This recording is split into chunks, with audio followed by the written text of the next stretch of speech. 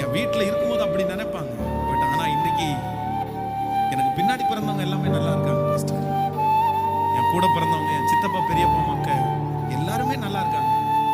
என் வீட்டிலே அழகான, என் வீட்டிலே திறமை உள்ள, என் வீட்டிலே எல்லாருமே மதிச்ச, எல்லாருமே தூக்கி தூக்கி கொஞ்சின நான் தான் பாஸ்டர் இன்னைக்கு ஒன்றும் இல்லாம இருக்கிறேன்.